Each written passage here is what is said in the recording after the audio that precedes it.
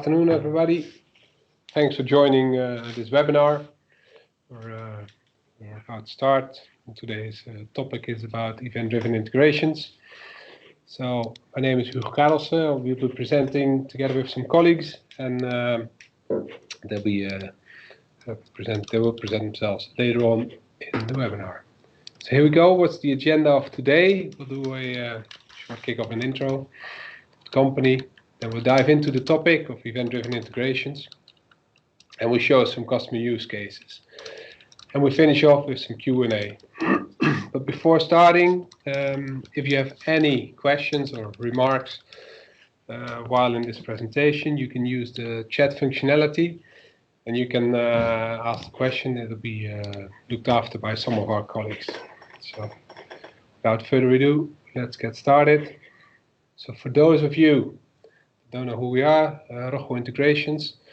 We're a company based in the Netherlands, and we have some expertise around integrations, the integration domain, and how we are organized. You see to your right-hand side, we build products in blue, which is we started out from enterprise integration, and figured out once we had the integration products, there's data flowing through them, so you could use that and leverage that for data analytics. So those were the products that we currently have. And in red, you see the people. So we've got 3 lines of businesses. It's consultancy, it's software, we build some products, and managed services. So, and for one thing which we do, and which we work on a lot, is on these SAP accelerators. Basically, we build the connectors in the Cloud Integration Suite for all non-SAP applications connecting to an SAP backend. And by doing this for the likes of Salesforce, ServiceNow, Workday, Coupa, we span a lot of these applications, and we build these in a close partnership with SAP. We provide these products to SAP for the customers to use in their SAP CI landscape. And because of this work we do with the connectors, we get exposed to lots of integration work, of course. And within this work, within these projects, we're also looking at what could be integrations, but also what could be events. And that's relevant to the topic of today, of course, because we're going to elaborate a bit more on that.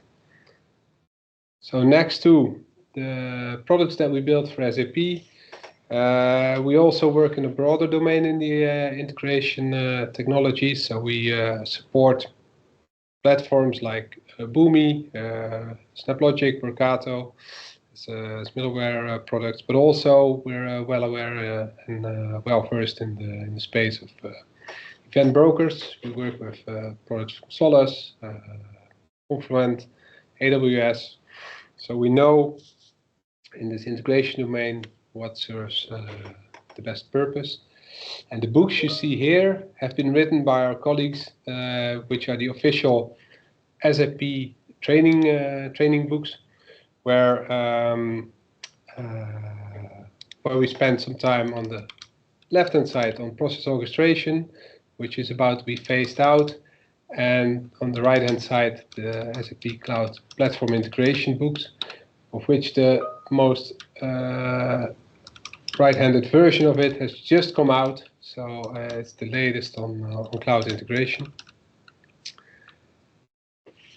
And here are some of the customers that we work for. So you can see we work for lots of people around the globe, and we serve a lot of customers which are in different phases of their modernization of the integration domain, and we'll touch upon that today as well in the presentation, because it's not only about integrations nowadays, but it's also about events, and we'll share with you what we do on these customers. But before we dive into the actual topic, we just want to do a quick poll. And I will hand it over to Martin to run the poll. Martin, over to you. Yes, thank you, Hugo. As Hugo just mentioned in the intro, we have a quick poll to run to the audience here. Basically, we have two questions for you. They will now pop up on your screen. The first one is related to the stage in which your organization currently is in relation to EDA, whether you're just considering, whether you're already planning on how to adopt EDA, whether you're implementing or already using EDA in some way. And yes, you can submit your answer. This would basically help us to tailor the content of the webinar towards some specific topics. And I will also launch the second question that we now have for the audience, which is related to what you are most interested in terms of event-driven integration, whether this is just to learn the concept or listen to different use cases that we'll also share, what are the best practices around event-driven integration, or is it related to what we offer as integration assessment. So we'll give you about a minute to answer these questions, and then basically we will proceed with the webinar.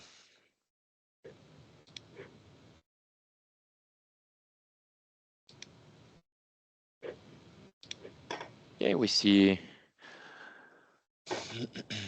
responses coming in.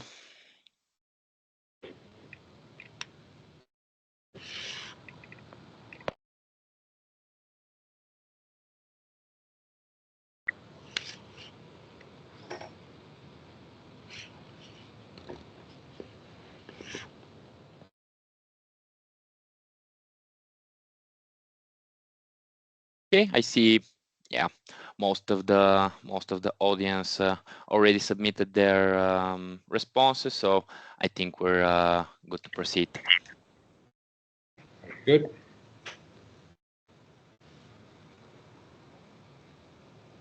Let's see. Thanks, Martin. So we'll continue with the presentation.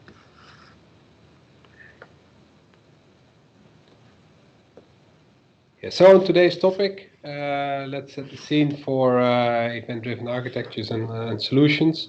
So what we first will do, we'll talk a little bit about concept and some of the drivers we currently see in the market, and that's input that we get from working every day with our customers. So with that, what we see in current landscapes, which are basically mostly iPaaS-based integration domains, we see a mix of technologies. On the one hand, you see the more modern applications like Salesforce, Workday, Coupa, ServiceNow, which are ready to handle the volumes and the features and functions that you look for today in applications, also event-driven. But there's also the other side of the coin. There's the legacy applications, and these, for example, like SAP ECC, these are not enabled to work with events, or it's not that easy. And for that, you would need another mode of support to get them in the modern integration landscape. So these either need to be upgraded to be able to support this functionality, or you need other ways to support the needs of the business.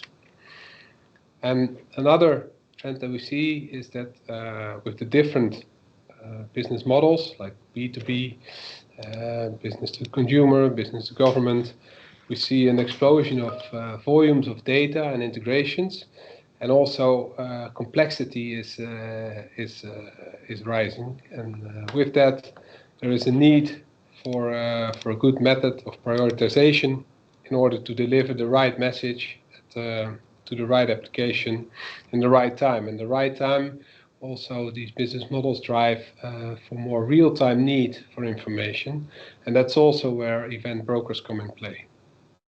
So in this webinar, we will address these challenges and how we work with customers to set this up, and we're going to present these to you. But before going to the real use cases and explain the concept of event-driven integration and what is needed to future-proof your integration landscape. So what you see here is a combination of an iPaaS and an event broker. And ideally, what you want to do is you have your applications being able to directly talk to an event broker. But in some cases, an iPaaS is an enabler for applications to facilitate event-driven solutions. Because in the event-driven solution, an application can have a role of either being a sender or a receiver for an event broker, but both sender and receiver should be capable to produce and to consume events, and that's not always possible. So how can an iPaaS act as an enabler? Well, as given in the prior slide, we showed you the legacy applications. These weren't designed for events, therefore they're not capable of handling events or producing it. And legacy IT needs an iPaaS, since without it, connectivity is not possible to an event-driven solution. So an iPaaS here is the enabler in the connectivity.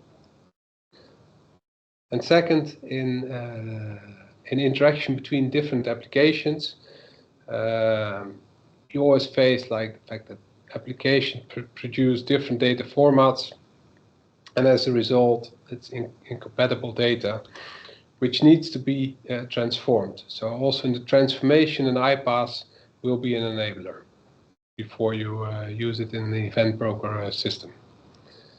And third, when different applications need to work together before producing an event, an iPaaS could be the solution there to enable the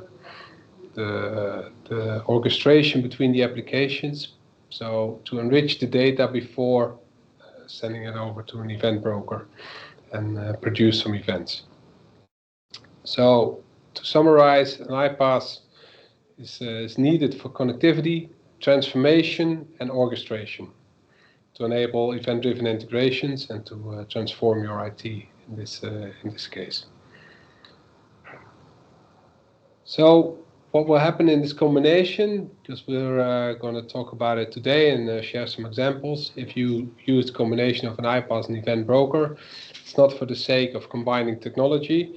Of course, you're always looking to transform your business, and it's a business need that will drive this, and we'll explain more in the real use cases, because businesses nowadays need real-time information, or you need to improve your performance and availability of your applications.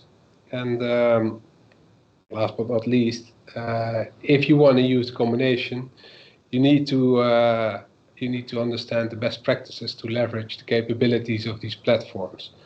So we'll be touching upon these topics in this presentation, but also in this overview there is governance, and governance is very important to consider. And with that, I will hand it over to my colleague Shashank, who will introduce and explain a little bit about governance before we dive into the real use cases. So over to you, Shashank.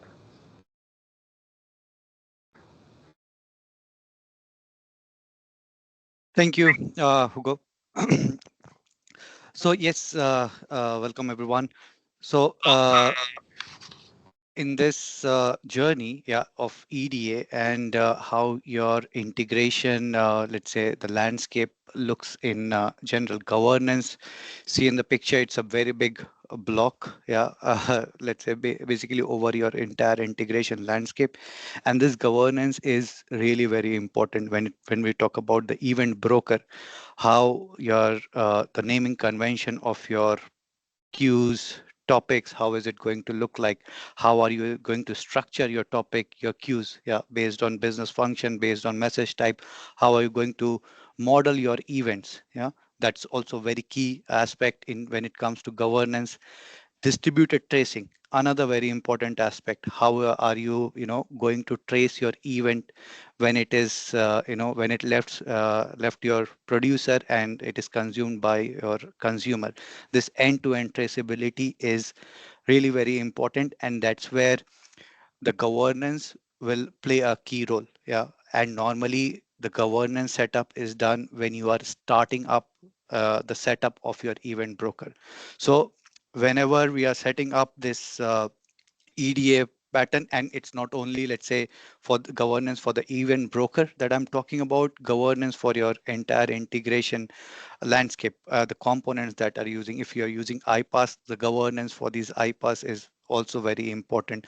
How the interaction would would be between your two different application in the integration landscape, how your CI/CD would look, so that you as a customer are better in control of things that are happening in your integration landscape.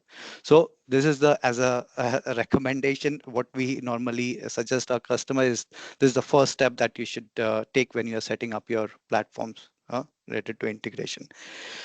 Now, moving forward, we will cover use cases. We'll have two use cases today. The first one is about master data synchronization, and we will see how EDA helps or helped one of our customer to set up this master data synchronization use case. Now, giving a introduction of the use case. In this use case, we will focus mainly on the master data synchronization. As most of you would be, let's say, aware or yeah, that master data plays a very crucial role in the business process of many enterprises, and synchronization of master data with different application is vital for the completeness and correct execution of various business transaction and processes. Yeah. Therefore, the organization must have a master data synchronization approach and strategy that ensures up-to-date master data across the different application who are interested in that data. Now, how event-driven architecture can help? Yeah, to enable this synchronization, event. Hugo, maybe previous slide still. Yeah, Hugo. Yeah. Now, to enable the synchronization, event-driven architecture can provide a way to achieve that. Imagine you have multiple applications which are interested in this master data maintained in your SAP, which is the source of truth for your master data. Having a one-on-one connectivity with all your application creates a mesh, and there's a very tight coupling between the source and the target application. As a good integration design and a flexible model, it becomes critical that the producer and the consumers are decoupled. Yeah. Here, event broker plays a very key role in achieving this decoupled architecture.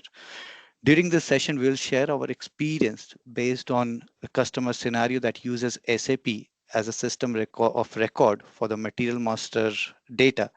And there are other SAP application operating in different region who are interested in receiving the updates for this material master. Yeah. So just to let you know, this is just one of the use cases. We are working on different multiple use cases. We thought this would be relevant since it is linked to master data. So it becomes more relevant for the audience. Yeah. Hugo, maybe we can proceed further. Now, before we go into the architecture, how we solve the challenge, let's talk about the challenge itself. Yeah, the main, if you can imagine, like there are 50 different applications who are interested in this master data.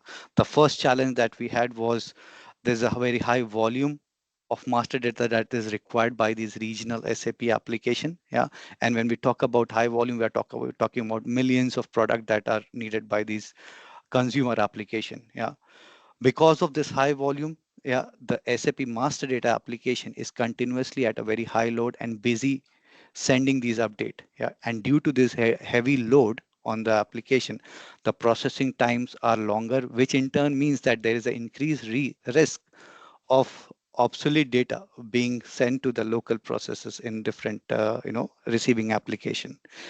And because of this, there's the risk of having an obsolete data. There are challenges in the local process and automation. Yeah, manual interventions are needed. So of course, it's an effect that is felt by the consumer application or the processes there which are running, which are using those master data, and there the efficiency decreases. Yeah. So these were the key challenges before we went into this use case. And next we'll talk about the architecture, how we managed to solve this challenge. Now, in this picture, yeah, to solve these challenges, we implemented an architecture where the producer, which are on the left hand side, yeah, which is the SAP master data application, is decoupled from the consumer. In this case, which you see on the right hand side, these are the regional ERP systems who are, who are the receiver of this information. Yeah, and in between, in the integration layer, there are two major component: event broker, yeah, and an iPaaS solution, iPaaS solution to facilitate the event-driven, integration. Now, the reason for using the iPaaS is to facilitate the connection with the SAP system and data transformation. But yeah, at the same time, I would like to highlight this. If your producer application and your consumer application are able to connect directly with your event broker, that should be the preferred way. If they are, due to any reason, due to capability reasons or due to legacy reasons, if they are not able to, communicate directly with the event broker, then you think of other option how to enable it. Yeah. Now, in this architecture, on the left-hand side, there's the producer, and on the right-hand side, it's the consumer. So whenever there's a change in the master data, these events are pushed to the event broker, which you see in between. We are facilitating that push using an iPaaS solution, but it could be directly to the event broker as well. And the moment these events, the change in that product master data arrives in the broker, they are immediately streamed to the receiving application. Yeah, which means the moment it arrives in the broker, it is also within a matter of second, it is also received by the receiving application. Yeah, so which means that your producer and your consumer always have the, you know current snapshot of the master data. Yeah. Now, and if you see, there's this monitoring layer, which where I was talking about governance. How do you trace your event? Yeah. We are using this observability layer. In this case, we are using Splunk to track all the events end to end from the producer to the consumer. So we have an idea of how many events, which events are coming into the, flowing through the entire chain. And, if the events went into error, then it is also, everything is observed on the observability platform here, yeah, which we are using as Splunk in this case. Now, this helped a great deal. Let's talk about the benefit, because after the introduction of this use case, there were key benefits that were achieved. And one of the key benefit is the reduced latencies. The consumers, which are the regional ERP, now have the up-to-date data on their side. And let's say, which also means that the consumer has, you know has the data where the consumers can, your customers can trust on. Yeah, because that is the data which is the current snapshot of the SAP, the data that is maintained in SAP. So of course, these are key benefits. The data is up to date. Yeah, so these are key benefits that you achieve from this event driven pattern. Yeah. And yeah, and basically, of course, it brings in that level of trust in the entire process chain. Yeah. So this was about this use case that I wanted to present. Now I'll hand it over to my colleague Ankit to take you through our second use case. Yes, Shashank. But thanks for giving the background of the use case and talking about the governance, which is a very important part of when we start with this event-driven architecture within an enterprise. So coming to the second use case, it's about IDOC framework. And talking about IDOC framework, where does it come? I think we can go to the introduction of the use case.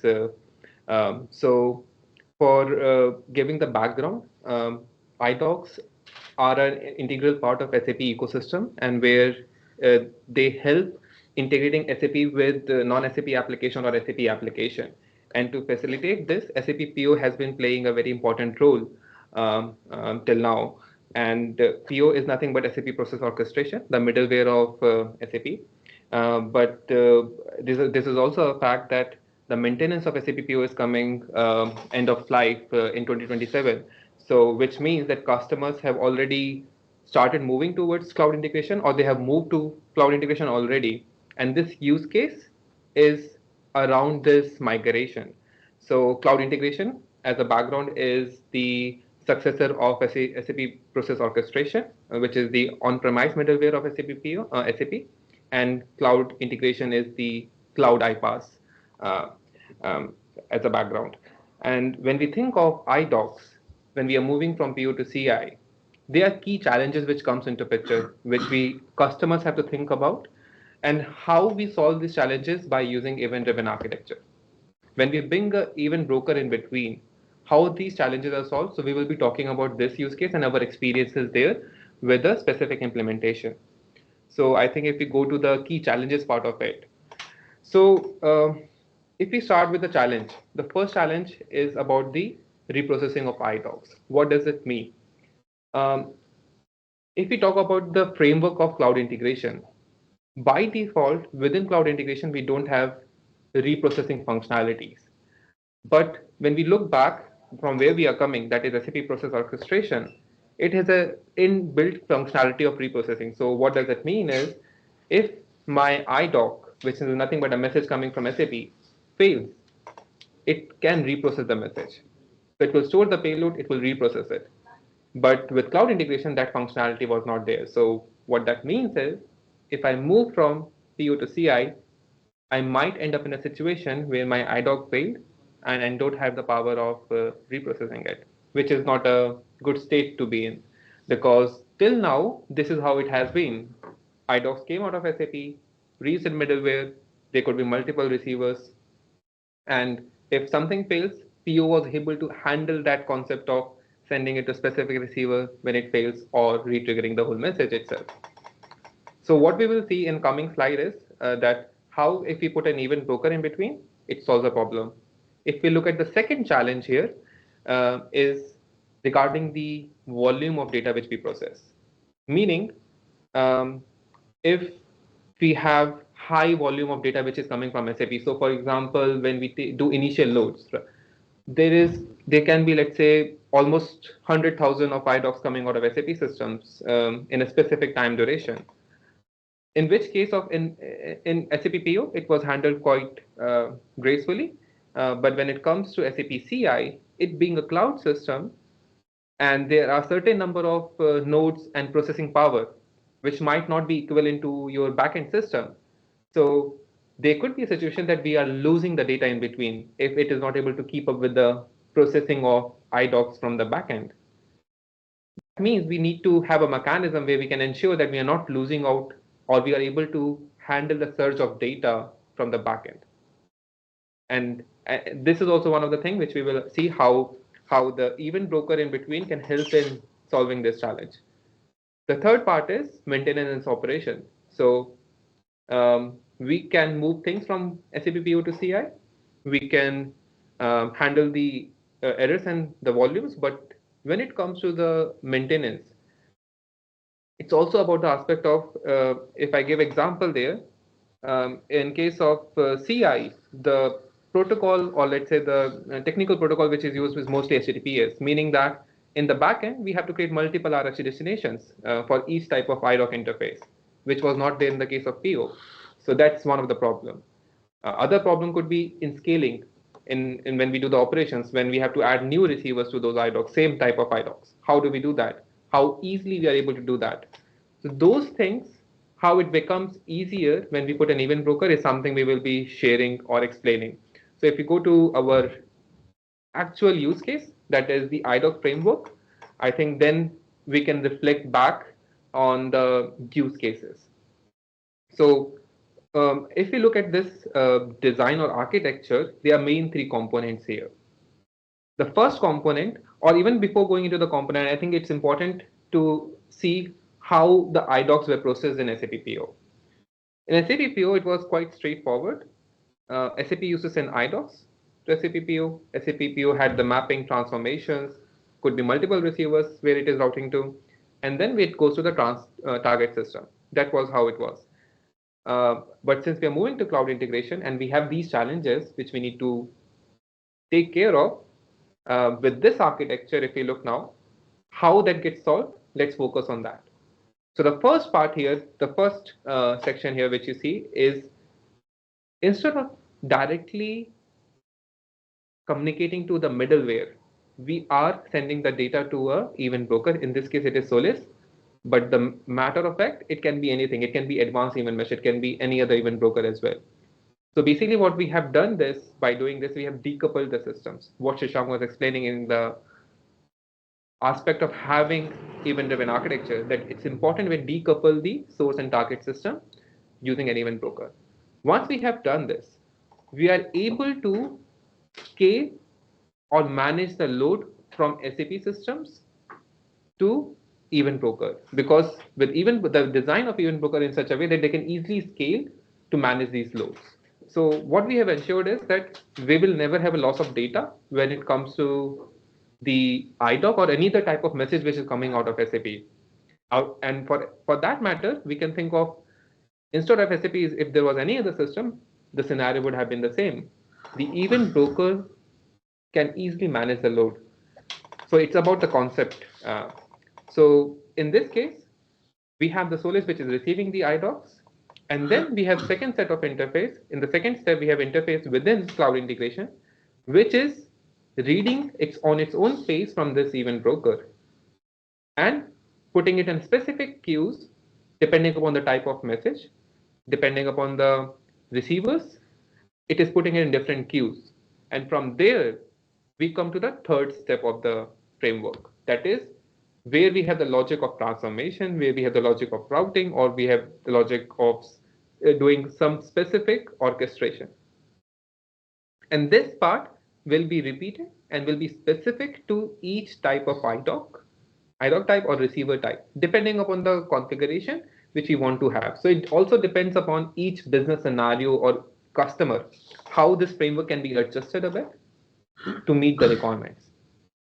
But what we notice here is, one thing is that we were able to solve the problem of scaling. Whenever there is a high load or initial load or bulk upload, we are able to handle the data or high volumes of IDOCs. Second thing, we were able to reprocess it. How we are able to do that? If something fails in my third step, I always have a fallback mechanism, or I can design my error handling within event brokers and interface combination.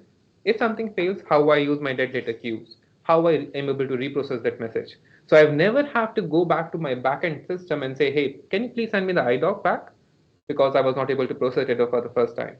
Because I have an event broker which has persisted the data. So the lifecycle of event will be in control of middleware or middleware team pretty much. So it gives a lot of power to the whole process. And when it comes to operations and maintenance, in this case, we only need one RFC destination from the outbound from SAP, which can manage to send the data to a specific event broker or queue, we can say, and from there the complexity is handled by the second set of interface here, which is common interface in cloud integrations.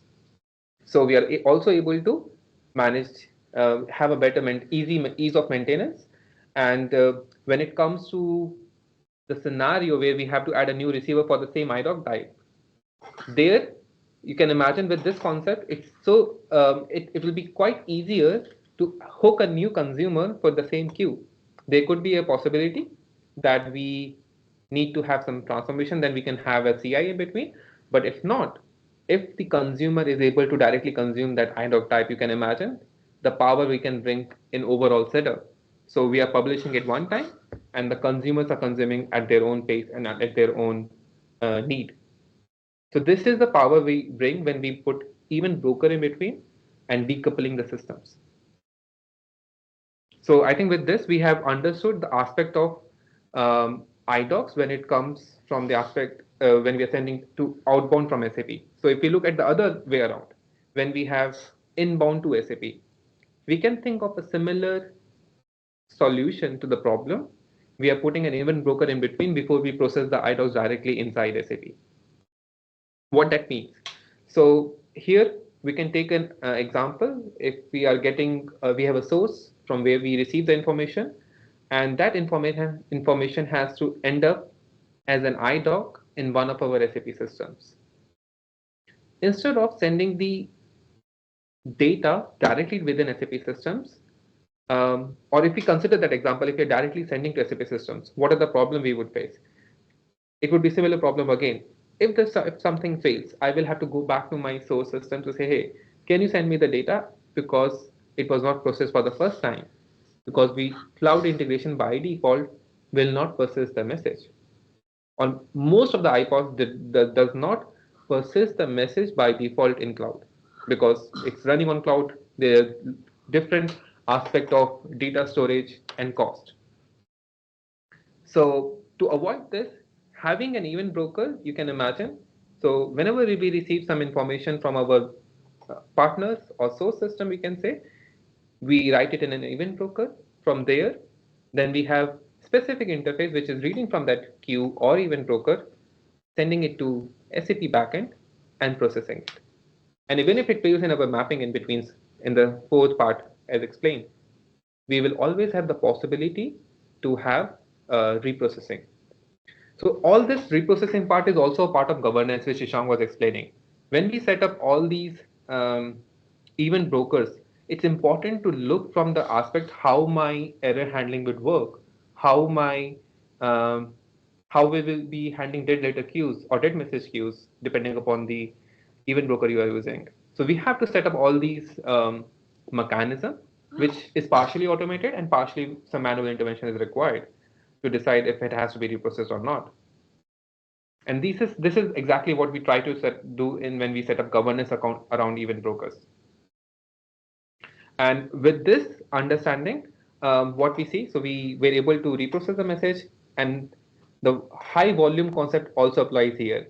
So we don't have to worry about the number of messages we are receiving from the source system. We can handle them with the pace. And we can process them in CI again on its own pace and send it to SAP system. So what we understand here is that we are able to reprocess the message, we are able to manage the load, we are able to manage the volumes of data also at the same time. And I think with this concept, the ease of adding a new source system, it's almost like a concept which we can use across multiple source system which is sending the data. So I think with this, we cover the use case 2 also. But before ending it, I think I can also give an idea. This concept is not just about iDocs.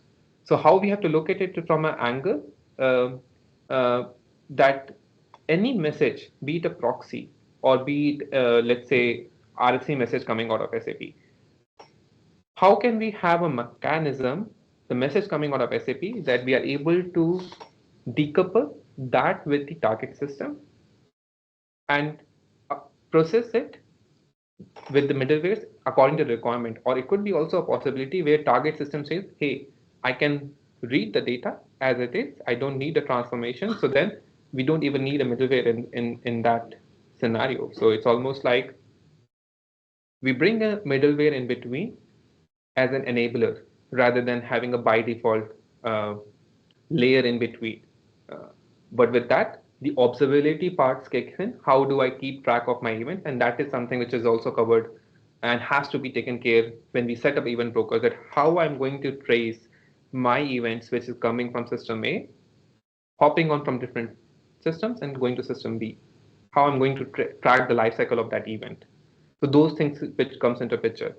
So yeah, with this, I will sum up my use case, which was about iDoc framework. And this framework is not just about, I would say, iDoc. It's more about the concept of how we decouple the systems, how we provide the scalability aspect of it, and how we are able to manage the high volumes of messages. So yeah, over to you, Hugo.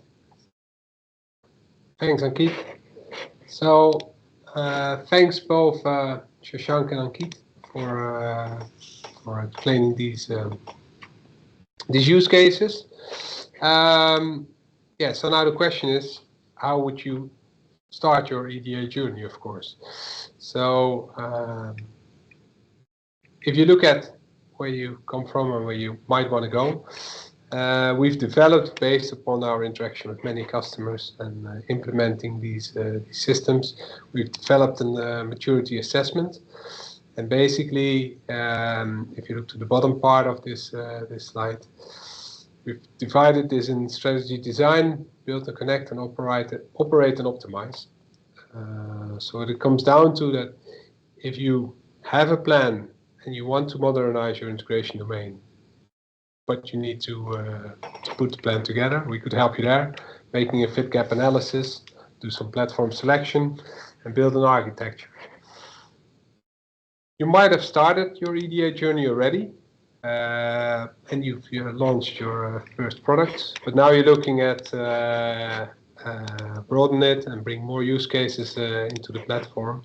So we could help you there as well by implementing these use cases and moving to production, which is in the build and connect phase. And finally, you might have a full-blown EDA solution working for you, but its need of the monitoring has been explained both by Shashank and Ankit. We could help you there as well, and if needed, if hands are needed and expertise is needed, we also offer managed services in that area. So we've built this integration modernization assessment because basically we see a lot of customers that want to leverage both systems, both platforms, an iPaaS and an EDA, but it comes with quite some preparation before you can do it, also referring to the governance that Shashank mentioned. So this is an offering that we've put together, which is available to you. And before we move to the Q&A, would like to also highlight this one. If, based on what we've been sharing today with you, you feel like you have some specific needs for your organization, we could offer you also a free expert session and talk to one of our experts on the topics that are really relevant to your company or to your situation, and we could help you out there. So that's the two things that we've put together. One is the assessment, and the second one is this free expert session. So now over to the Q&A. Let's see where we have some questions. Martin, you've been managing the chat. Did we get some questions in? Yeah, thanks, Hugo. Yes, we do have some questions that came in the Q&A section. Now we will be able to answer and address those. So the first one we have from Danilo, it's I would argue that producers, consumers may not connect directly to the event broker, but instead to the iPaaS. In this way, the event broker may be replaced later on and the producers, consumers won't be affected. I see it more as an observation, not so much as a direct question, but yeah, to Rojo team, whether we would like to say something about this before we move on to the next question. Yes, I can take this one, Martin. So yeah, this could be a scenario where we are putting an iPaaS, and this is exactly the strategy which we need to set in place when we are starting the assessment or in the assessment phase of putting up EDA, how we're going to use EDA in our integration landscape. So it depends upon the customer, what's their strategy, what's their vision with EDA, and how they want to use it within the landscape. So yeah. Just to add, Ankit, on top of it, I understand the question. Yeah, let's say, of course, it totally depends on how you vision it. Yeah, how you vision your the landscape and what's your integration strategy and how you want to have your EDA concept implemented. Yeah, so yes, definitely, if you use iPaaS, then there's a flexibility of let's say replacing the event broker. Yeah, but of course this also has to be in line with what you have as a strategy, yeah, for your integration. Okay. Think this was covered. So moving on to the second question that we have in the section, do you use async API standard to model your EDA APIs or do you see this standard being used in enterprises?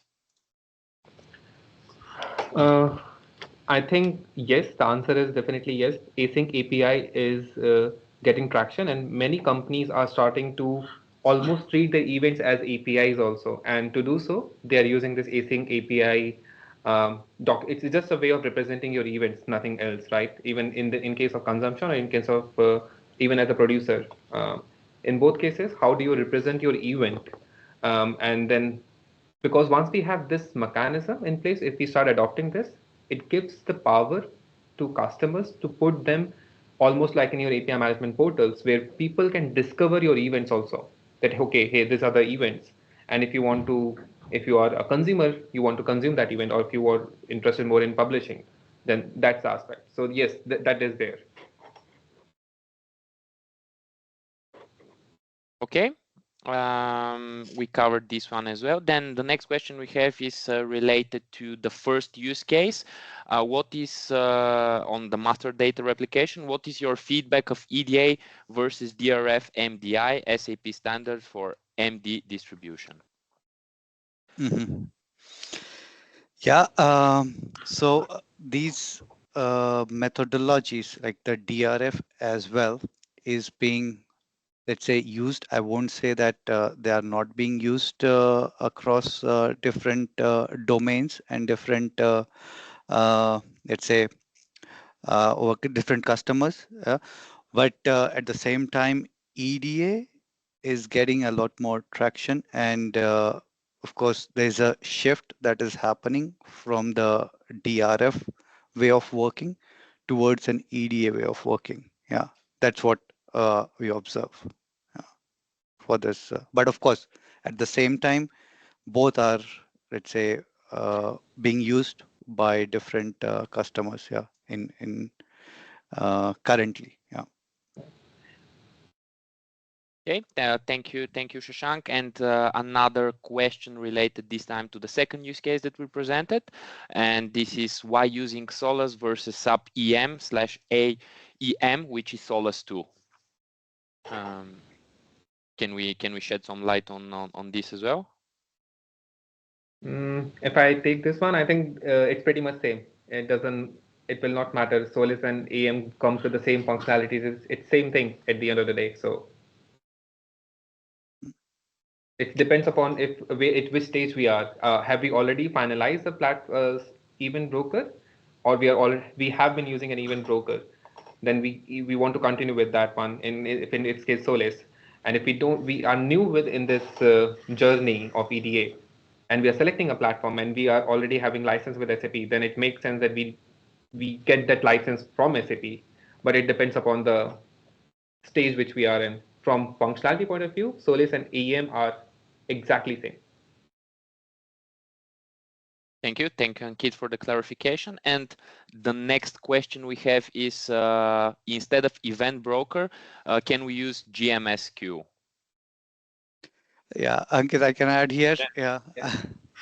Let's say when you let's say when we talk about event broker, there are different event broker available out there, and all the event broker have different functionality. Yeah. And if we talk about JMSQ, yeah, of course, this JMSQ can also enable you, yeah, using, towards this pattern, but Q is a queue. Yeah, it's a, let's say, first in, first out. Yeah, you consume and your data is gone. That's what the queue is. Yeah, and JMS behaves the same way.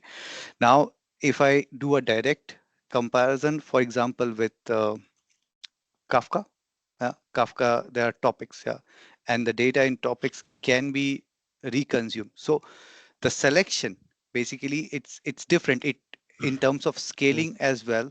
These two, your event broker and JMS works differently. Yeah, and in terms of your distribution of your event, because these brokers are designed in such a way that they, yeah, on the disaster recovery scenario, they recover really well. These functionality, the advantages that you get out of an event broker are are more. So it's about evaluation, what exactly your use cases really need. Yeah.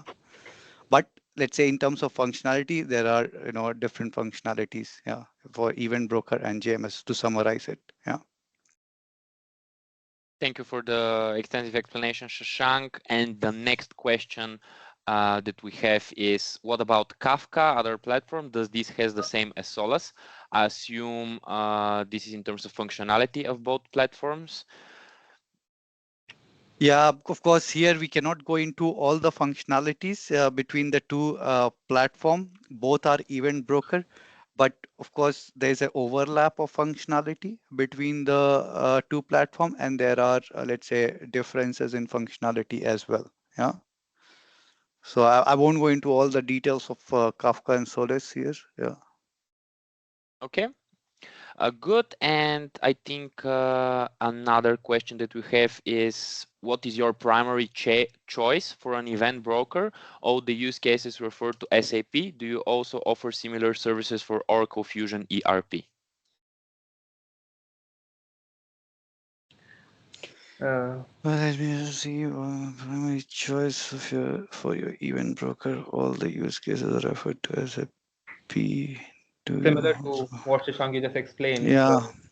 you have to do a platform selection. It's almost like a process where you need to have your strategy and vision clear, what you're trying to achieve, your use case defined, and on that basis, because for some customer AWS makes more sense, for some customer Kafka makes more sense, and in case AEM advanced even makes mesh make more sense. So that's the process we would really recommend, to have the right selection depending upon situation and the vision and strategy within the enterprise. And when it comes to SAP or any other ERP system like Oracle Fusion mentioned, yes, it's actually not about the backend system, be it SAP or not. It's more about the concept. It can be applied, and because with other customers we have been doing this, where we don't even have SAP in picture. It's about how we use event-driven architecture in general, where we have a platform, AWS platform. You can imagine we have built an application there. It is producing events. There is another application within AWS which is consuming that events. So it's just about the event-driven architecture and the use of it within the ecosystem or enterprise. Yeah, that's an important point, Ankit, that you mentioned. Yeah, for the audience, they should, let's say, perceive this session as a concept of EDA, not to, let's say, tie themselves towards one specific platform. The things that you saw today in the sessions around EDA, it it is independent of your backend. Yeah, you can have different combinations. Yeah, with your event broker and your iPaaS, or just your event broker, to achieve the same integration pattern. Yeah, this is an important message that we want to send out. Yeah.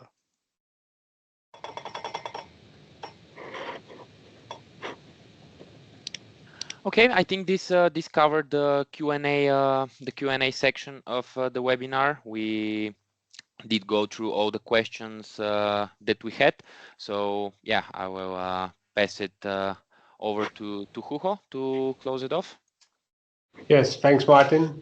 And thanks everybody for participating today. We've covered the use cases. We've touched upon the different platforms that you have. So it might be that based upon this webinar, you have some specific questions. So feel free to contact us at hello@rochelconsultancy.com. Also, if you would like to know more about the assessment or have a free expert session. So with that, thanks again for everybody attending, and thanks for the presenters Ankit, Shashank, and Martin to present today. And wishing you a good day to wherever you are in which time zone. So have a good day, and thanks for attending this webinar.